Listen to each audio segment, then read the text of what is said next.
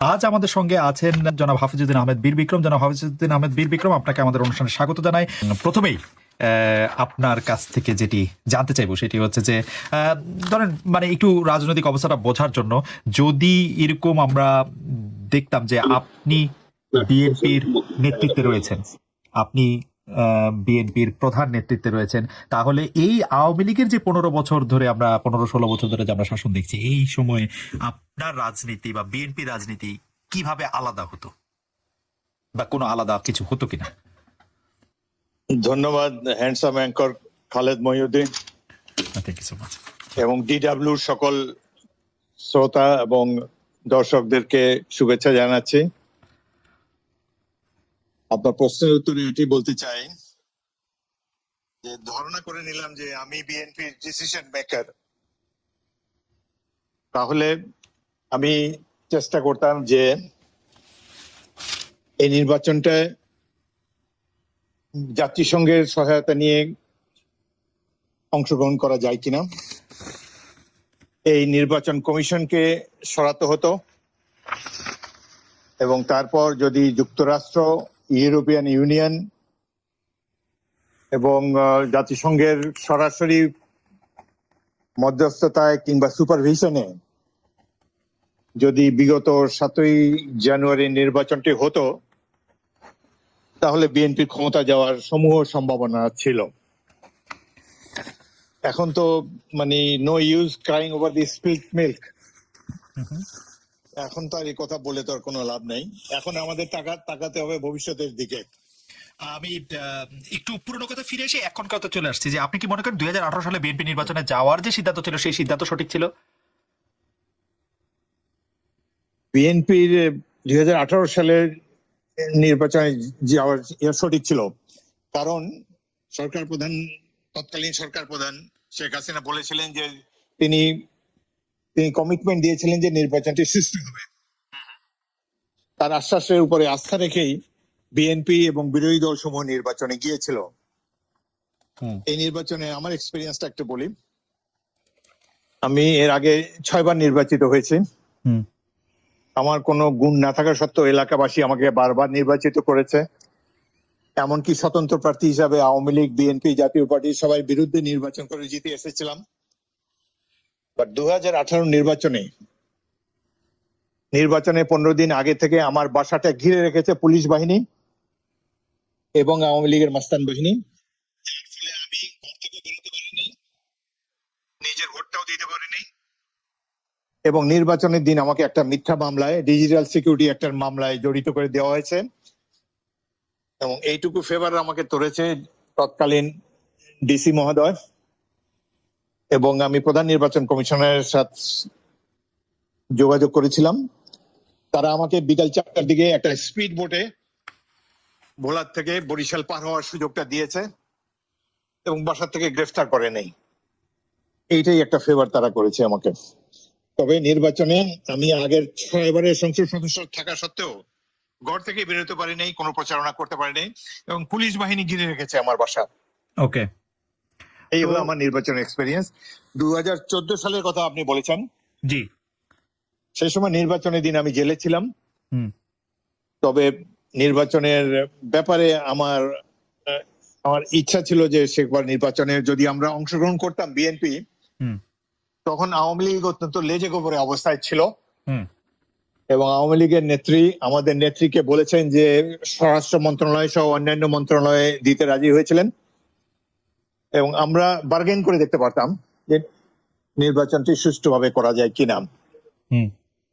তবে তারপরে 14 তুলনায় 18তে অনেক ভয়াবহ নির্বাচন হয়েছে। 18তে কোনো নির্বাচনই হয়নি এবং যেই আশ্বাসের উপরে ভিত্তি করে, সরকার প্রধানের আশ্বাসের উপর ভিত্তি করে আমরা নির্বাচনে গিয়েছিলাম, এই আশ্বাসটি একেবারে ভুয়া প্রমাণিত হয়েছে এবং ক্ষমতার সামনে আওয়ামী লীগ ক্ষমতা ছাড়া আর কিছুই বুঝে না, এটাই প্রমাণ হয়েছে। বিশেষ করে যদি আমি বলি, যখন আপনার জমি আসলে আপনি ফেরত পেলেন, তখন থেকে একটি কথা ডালপালা, মানে আদালতের নির্দেশ অবশ্যই, কথা ডালপালা মেলতে শুরু করে যে সরকারের সাথে আপনার একটি সমঝোতা হয়েছে এবং সরকার আপনাকে একটি বিকল্প দল করার প্রস্তাব দিয়েছে এবং সেই প্রস্তাব আপনি নিয়েছেন। ও কেউ কেউ এই রিপোর্টও করতে থাকলো যে আপনি কত টাকা চেয়েছেন, কত টাকা সরকার দিতে রাজি হয়েছে, কারণ আপনি এমনি তো বিএনপির প্রতি ক্রিটিক্যাল ছিলেন। সেই আগুনে আবার ঘি পড়েছে, বিএনপি আপনাকে শোকজ করেছিল 2020-এর দিকে, আপনিও একটু ক্রিটিক্যাল ছিলেন দলের ব্যাপারে। তো সেটি আসলে কি হয়েছিল আমাদের একটু বলবেন? যে আমরা জানি যে আপনি আসলে খুবই সাহসী একজন মানুষ, আপনি রেখে রেখে কথা বলা বা মিথ্যা কথা বলা খুব বেশি পছন্দ করেন না। আমাদের দর্শকদের উদ্দেশ্যে আপনি একটু জানাবেন কি যে আসলে সরকারের কোন লেভেল থেকে আপনার সাথে যোগাযোগ করেছিল, আপনি কতটা রাজি ছিলেন, আপনি কি ধরনের বার্গেনিং করছিলেন? প্রথমে জমিটার উত্তর দেই। এই জি, আমি কিন্তু শুনতে পাচ্ছি না আপনাকে, আপনি শুনতে পাচ্ছেন আমাকে? আমি পরিষ্কার শুনতে পাচ্ছি, যে আপনি বলেন। আচ্ছা, যে জমিটা মিডিয়াতে এসেছে যে আমার পৈতৃক সম্পত্তি আমাকে ফেরত দেওয়া হয়েছে, আসল ঘটনা হলো এই যে আমার এক মামা জনাব মুজিবুল হক, তিনি 1965 সালে ঢাকায় ভোলা শহরে একটা জমি কিনেছিলেন এবং আমার পিতা তখন সংসদ সদস্য ছিলেন এবং এই জমিটা তার নামে কিনেছিলেন, আমার পিতার নামে। আমার পিতাও 2010 সালে মারা গিয়েছেন, ইন্তেকাল করেছেন। তো এটা নিয়ে অনেকদিন ধরে আমার মামার সাথে সেই আরেকটা ভোলা শহরের আরেকটা পক্ষের মামলা চলছিল। অবশেষে রায় পেয়েছে যে এটি আমার মামাই সঠিকভাবে কিনেছেন। এটা আমাদের গ্রামাঞ্চলে এরকম অনেক হয় বেনামের নামে। এটা এই জায়গায় আমি কোনদিন যাইও নাই, দেখিও নাই। আমার পিতার নামে জিনিসটা কিনে হয়েছে, আমার পিতার ইন্তেকাল করার পর এটি আমার মামার পরিবার তারাই ভোগ করছে। আমি ওটা দেখতেও যাইনি কখনো কোথায় কি আছে। সুতরাং এটা টেকনিক্যালি তারা কারেক্ট দিয়েছে যে আমি পৈতৃক সম্পত্তি ফেরত পেয়েছি, এটা আমার মামার সম্পত্তি, তারাই নিয়েছেন। এই সম্পত্তি সম্পর্কে আমি কিছু জানিও না এবং আদালতের রায় দীর্ঘদিন মামলা চলার পর এটি আমার মামা সেটি পেয়েছেন। বর্তমানে আমার মামাও পরলোকগত, সুতরাং এই সম্পর্কে ভুল রিপোর্টিং হয়েছে। এই জমি আমার মামার এবং তার পরিবারের দখলে এখনো আছে, ওটা আমি দেখিও নাই, ওটা আমার যাওয়ার সম্ভাবনাও নাই। আমি ইন গুড ফেইথ তাদেরকে দিয়ে দিয়েছি, যেটা আমার পিতা করতেন বেঁচে থাকলে। আর দ্বিতীয়ত, নির্বাচনের আগে আমি বিএনপিতে খুবই আনকমফোর্টেবল ছিলাম এবং আমাকে শোকজ করা হয়েছে যে 11টা অভিযোগ আমার বিরুদ্ধে ছিল। আমি সংস্থাপন্থী, আমি কর্মীদের লোকাচার করি না, শীর্ষ নেতৃবৃন্দের সমালোচনা করি, এই ধরনের 11টা। সেটা আমি আমার বাসায় একটা সাংবাদিক সম্মেলন করে আমার পজিশন ক্লিয়ার করেছি, লিখিতভাবে জবাব দিয়েছি এবং আমার মনে হয় বর্তমানে আমাদের শীর্ষ নেতৃত্ব মোটামুটি তারা স্যাটিসফাইড। তবে এটা আমার জন্য একটা ব্যাড টেস্ট সৃষ্টি করেছে এবং আমি আনকমফোর্টেবল থাকার পরেও মানে আমাকে 2018 নির্বাচনে নমিনেশন দেওয়া হয়েছে। 2000 সর্বশেষ 18 পরে তো আর আমরা নির্বাচনে যাইনি এবং তার আগেও 2008 সালের নির্বাচনেও আমাকে মনোনয়ন দিয়েছে দল থেকে। বেগম খালেদা জিয়ার সাথে আমার একটা আন্ডারস্ট্যান্ডিং আছে, তিনি আমাকে অনেক আগে থেকে চেনেন। সেকেন্ড লেফটেন্যান্ট যখন ছিলাম, জিয়াউর রহমান যখন সদ্য ক্যাপ্টেন থেকে মেজর হয়েছেন, সেই সময় থেকে পরিচয়, তারা মোটামুটি আমাকে চেনেন। বা বর্তমান বিএনপি নেতৃত্বের সাথে আমার কিছুটা দূরত্ব আছে এবং যেভাবে দলটি চলছে এ ব্যাপারে আমার অনেক রিজার্ভেশন ছিল। যেমন দলে 6-7 বছর ধরে কোনো কাউন্সিল হয় না, দলে যেভাবে দলের নেতৃত্ব নির্বাচন করা হয় উপজেলা জেলা পর্যায়ে, সেইভাবে এখানে হয় না। এখানে উপর থেকে চাপিয়ে দেওয়া হয় যে অমুক। উপর বলতে কি এখানে আপনি জনাব তারেক রহমানের কথা বলছেন? জনাব তারেক রহমানের কথা বলছেন না মির্জা ফখরুল ইসলাম আলমগীর বা স্ট্যান্ডিং কমিটি মেম্বার? না, আরো উপরে শীর্ষ নেতৃত্বের কথাই বলছি। জনাব তারেক রহমানের কথা বলছেন, জি। এখানে ওইভাবে অন্যান্য দলে যেভাবে রাজনৈতিক চর্চা হয়, কাউন্সিলের মাধ্যমে কমিটি গঠন হয়, এখানে সেটা হয়নি। তবে এখন এতদিনে তো আমরা অভ্যস্ত হয়ে গেছি, দল অভ্যস্ত হয়ে গেছে, এখন আর আমি এটাকে কোনো দোষ বলে মনে করি না। তবে তখন এই সময় আমি সমালোচনা করেছি। যেমন আমার এলাকাতে ধরেন ছাত্র দল, যুব দল, এসব কমিটি যাদেরকে দিয়ে করা হয় আমি চিনিও না তাদেরকে। আমি 8টি নির্বাচন করেছি, 6টাতে জিতেছি, 2টাতে ঘর থেকে বেরোতে পারিনি সন্ত্রাসের কারণে। বাংলাদেশের একজন খুব বড় মাপের সন্ত্রাসীকে আমার এখানে আওয়ামী লীগ নমিনেশন দেয়, যেখানে আমরা ঘর থেকে বেরোতে পারি না এবং 6-7 বছর এলাকাও যেতে পারি না, কেবলমাত্র নির্বাচনের সময় যাই আমরা এলাকাতে। এবং আমার হাজার হাজার কর্মী এখন ঢাকা, চট্টগ্রামে, এলাকা ছাড়া ভোলা ছেড়ে তারা বাইরে, কেউ রিক্সা চালায়, কেউ মুদি দোকানদারি করে, কেউ চার দোকানদার করে, এলাকায় যেতে পারে না। ভয়াবহ এক সন্ত্রাস, সেখানে যে কোনো ব্যক্তি গেলেই দেখতে পারবে। এই ধরনের সিচুয়েশনে আমরা এমনিতেই তো কোণঠাসা হয়ে আছি, তার মধ্যে যে গণতান্ত্রিক চর্চাটা একটু চলুক, সেখানে যদি দেখি যে এত মারদাঙ্গা নির্বাচনে আমাদের অংশগ্রহণ করতে হয়, আমাদের উপরে আমার যারা এজেন্ট হয় তাদেরকে দা দিয়ে কোপানো হয়, নির্বাচনের 15-16 দিন আগে থেকেই শুরু হয়ে যায়। এই ধরনের সিচুয়েশনে আমার যাদেরকে নিয়ে এগুলো প্রতিরোধ করবো, ছাত্র দল, যুব দল, তারাই যদি অচেনা লোকেরা যাদেরকে আমি চিনি না, যারা নির্বাচনে কোনোদিন আমার হয়ে কাজ করেনি, তাদেরকে নিয়ে আমার পথ চলতে একটু অসুবিধা হচ্ছে। এসব কারণে আমি অনেকবার প্রতিবাদ করেছি এবং আশা করেছিলাম যে কাউন্সিলের মাধ্যমে সব কমিটিগুলো হয়ে যাক। আরেকটি জিনিস হলো বিএনপিতে ওই সময় যে যারা নেতৃবৃন্দ, একটা দলের, বিএনপির মতো দল যারা নির্বাচনের মাধ্যমে ক্ষমতায় যেতে চায়, তাদের পিলার হলো এই এমপি প্রার্থীরা। সংসদ সদস্যরা জিতে আসলেই কেবলমাত্র এই দল ক্ষমতায় যেতে পারবে, আমরা 151টি আসন পেলে। কিন্তু সেই জায়গায়, সেই নির্বাচনী এলাকায় যদি এমপির বা এমপি প্রার্থীর কোনো কর্তৃত্বই না থাকে, অচেনা লোকেরা অন্য কোনো ডুবিয়াস মেথডের মাধ্যমে যদি তারা পদায়ন করা হয় তাদেরকে, তাহলে সেই 2001 সালে বিএনপি জামাত ক্ষমতা এসে আমাদের নেতা কর্মীদের উপর অক্ষত অত্যাচার করেছিল। আমি সবাইকে বলছি যে ধৈর্য ধরো, আমরা দেশের উন্নতি করি। দেশের উন্নতি করার মধ্য দিয়ে এটা আমাদের মানে প্রতিশোধ হবে। মানুষের গায়ে মানে পাল্টা আঘাত করে না, কুকুর কামড়ালে কুকুরে কামড়াতে হয় না। কিন্তু এবারে যেটা দেখলাম যে ওরা এত জঘন্য, এই জামাত বিএনপি এদের না আছে চক্ষু লজ্জা, না আছে কিছু, সবগুলি হচ্ছে চোর খুনি। নইলে এইভাবে কোনো মানুষকে মারতে পারে না। আমাদের 15 বছর 7 মাস একটানা ক্ষমতায়, তখন যদি আমরা এই প্রতিশোধ নিতে যেতাম তো একজনও থাকতে পারতো? বিএনপির নাম নিশানা নেওয়া বা জামাত, আমরা তো তা করিনি।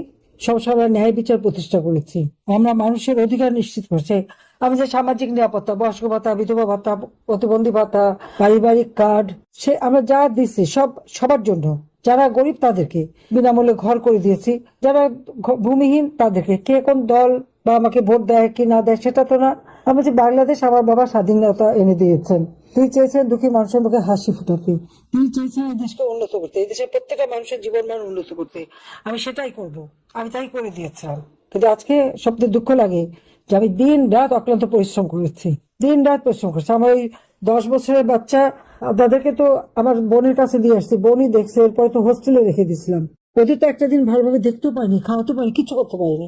এদের নিজেরা কষ্ট করছে, লেখাপড়া শিখছে, বিশ্বের ভালো ভালো শ্রেষ্ঠ বিশ্ববিদ্যালয় থেকে ডিগ্রি নিয়ে নিজেদের কাজ নিজেরা করে খায়।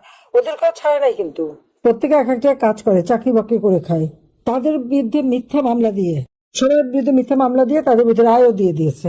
এবং ওরা তো বিভিন্ন বিষয়ে থাকে, যে ইংল্যান্ডে লয়াররা আইনজীবীদের দেখে হাসে, ওইটা আবার কেমন মামলা, তোমাদের দেশে কিরকম মামলা হয়, কিরকম আইনজীবী, কিরকম জুডিশিয়ারি। মানে বাংলাদেশটাকে একটা হাস্যাস্পদ করে দিয়েছে বিদেশে। চুরি চামারি করে টাকা পয়সা মানি লন্ডারিং করে নিজেরা তো পয়সা বানিয়ে ফেলেছে। কিন্তু এই দেশটাকে ধ্বংস করার জন্য যে চক্রান্ত, এখন তো আস্তে আস্তে চক্রান্ত বের হচ্ছে। এবং তাদের তো লক্ষ্যই ছিল আমাদের 2 বোনকে শেষ করবে, তারপর আওয়ামী লীগ নেতাদের নিয়ে শেষ করে দিবে। আওয়ামী লীগকে বলছে ব্যান করছে, ওরা ব্যান করাকে অবৈধভাবে ক্ষমতা দখল করে তারা জোর করে ক্ষমতা নিচ্ছে, ডাকাতি করে। আওয়ামী লীগ জনগণের সংগঠন, এই মানে উপমহাদেশের সবচেয়ে প্রাচীন সংগঠন। এই ওদের জন্ম তো অনেক পরে, একজন অবৈধভাবে ক্ষমতা দখল করছে, তাদের পকেট থেকে বের হয়েছে। আমরা তো তা না, আমরা মাটি মানুষের সাথে। সেজন্য বাংলাদেশের মানুষের এত অত্যাচার করার পরেও মানুষ তো এই আওয়ামী লীগকে ভালোবাসে। আজকে যেভাবে এক একটা পরিবারকে তারা ধ্বংস করে দিচ্ছে, ঘর বাড়ি, ব্যবসা প্রতিষ্ঠান, দোকানপাট, মাছের ঘের, মুরগির খামার, গরুর খামার, কিছু রাখছে না, সবই ধ্বংস। কিন্তু এই ধ্বংস করলে তো দেশের কত বড় ক্ষতি হয়। খালি আমার একটা পরিবারকে খালি ক্ষতিগ্রস্ত করছে না, দেশেরও ক্ষতিগ্রস্ত করছে। এতে ওদের কিছু আসে যায় না, নিজের আসতে লুটে পড়ে খেতে। আমি এটুকুই বলবো যে আমি আসার পর থেকে আপনাদের কাছ থেকে শুনি, আমার খুব কষ্ট হয়। কারণ আমি তো একদিনে, গত 15 দিন আগে দেশ ছেড়ে গেলাম। হঠাৎ শুনলাম কি মা নাই, 3টা ভাই, 2 ভাইয়ের স্ত্রী, আমার চাচা, কত ভাই বোন মিলে 18 জন, তারা নিহত। একই দিনে বাপ মা ভাই সব হারালাম, অসহায়। কোথায় যাব, কি করব? 6টা বছর রিফিউজি হিসেবে থাকতে হলো আমাদেরকে, নিজের নামটা আমরা ব্যবহার করতে পারতাম না। তারপরেও কিন্তু দেশে ফিরলাম, যে সুযোগ পেলাম, ফিরে এসে একটা চিন্তাই মাথায় ছিল যে গরিবের মুখে হাসি ফোটাতে চেয়েছেন আমার বাবা, দুঃখী মানুষের মুখে হাসি ফোটাবে, মানুষের জীবন মান উন্নত করবে। গ্রাম পর্যায়ে পর্যন্ত উন্নতি করে দিয়েছি, ঘরে ঘরে বিদ্যুৎ, রাস্তা ঘাট, সবকিছু, ছেলে মেয়েদের লেখাপড়া, বৃত্তি, উপবৃত্তি। প্রায় 3,80,00,000 ছেলে মেয়েদেরকে আমি খালি বৃত্তি দিতাম, উপবৃত্তি দিতাম, বিনা পয়সার বই, মেয়েদের শিক্ষা অবৈতনিক, সবই তো করে দিয়েছিলাম। যুবকদের জন্য কর্মসংস্থান ব্যবস্থা, কর্মসংস্থা ব্যাংক করছে, সেখানে কোনো জামানত ছাড়া তারা ঋণ নিয়ে ব্যবসা করতে পারে। বর্গা চাষীদের বিনা জামানতে ঋণের ব্যবস্থা করে দিয়েছি। কৃষকের ফসল যত বেশি উৎপাদন হয়, মানুষের জন্য খাদ্য কষ্ট না থাকে, সেটা আমি নিশ্চিত করে দিয়েছি। আমাদের অপরাধটা কি? কমিউনিটি ক্লিনিকের মাধ্যমে 30 প্রকার ওষুধ বিনামূল্যে দিয়ে চিকিৎসা করাই। তারপরে আমাদের নেতাকর্মীর উপর এত অত্যাচার কেন? যারা অত্যাচার করেছে সব নাম তালিকা রেখে দিতে হবে। দিন একভাবে যায় না, আমরা তো 15 বছর 7 মাস ক্ষমতায় ছিলাম। হ্যাঁ, ক্ষমতা থাকার জন্য তো আমরা মানুষ হত্যা করি নাই, কিন্তু আমার নামে মিথ্যা অপবাদ ছিল। 1400 মানুষ হত্যা করেছে, আজ পর্যন্ত নামও বলতে পারলো না 1400 মানুষের। তার মধ্যে 456 জন তো জীবন্ত ফিরে আসছে। যাদের কথা বলছে তারা কেউ শহীদ হয়নি। 52 জন মারা গেছে অসুখ বিসুখ হয়ে, আর বাকি নামের কোনো ঠিকানাই নাই।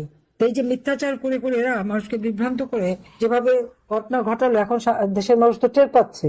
সেই সময় যে মিথ্যাচার করে তাদেরকে ধোঁকাবাজি দিয়ে তারপরে যে আমাকে সরকার থেকে হটালো, এখন কি অবস্থা দেশের? চাল, ডাল, তেল, লবণ প্রত্যেকটা জিনিসের দাম বেড়ে গেছে। কোনো মানুষের জীবনে নিরাপত্তা নাই, না ঘরের নিরাপদ, না বাইরে নিরাপদ, না রাস্তায় নিরাপদ।